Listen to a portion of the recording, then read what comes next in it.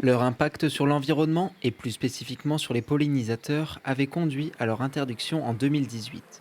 Malgré cela, les néonicotinoïdes, puissants insecticides, pourraient être réintroduits avec la proposition de loi Duplon. C'est inquiétant pour la biodiversité, c'est inquiétant pour les apiculteurs.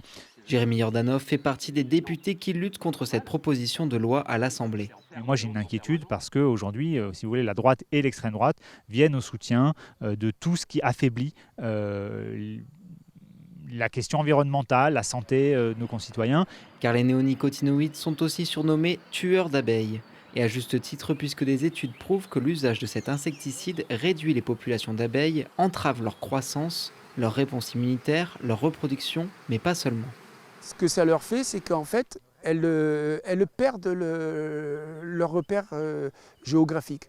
Donc elles vont aller butiner et elles vont être incapables de rentrer à leur ruche. Et puis au bout d'un moment, elles meurent d'épuisement parce que au bout d'un moment, elles n'arrivent plus à rentrer à la maison.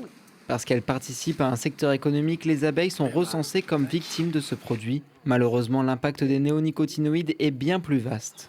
C'est les abeilles, mais c'est l'ensemble de l'environnement, c'est l'ensemble des pollinisateurs, c'est les nappes phréatiques, c'est les sols, tout, les humains, tout est tributaire de ce genre de choses.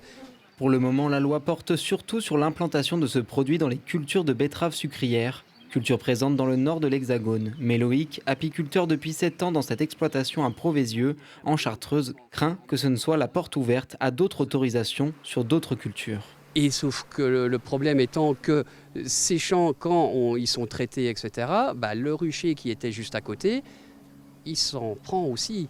Et c'est là où c'est terrible. Donc l'apiculteur, il passe son temps à multiplier ses colonies en permanence et à les perdre au fur et à mesure. Chaque année, un apiculteur perd 20 à 30% de sa colonie d'abeilles. Même si les pesticides ne sont pas le seul facteur de cette perte, le président du syndicat apicole dauphinois regrette que cette loi soit faite sans concertation. Et là, ce qui se passe un petit peu, c'est qu'on va favoriser une partie de l'agriculture contre une autre. Parce que nous, on fait partie de l'agriculture. On est des éleveurs, on est des bergers d'abeilles. Les apiculteurs et les élus opposés à cette proposition dénoncent l'absence d'investissement dans la recherche d'alternatives, pourtant susceptibles d'être plus respectueuses de l'environnement et des agriculteurs.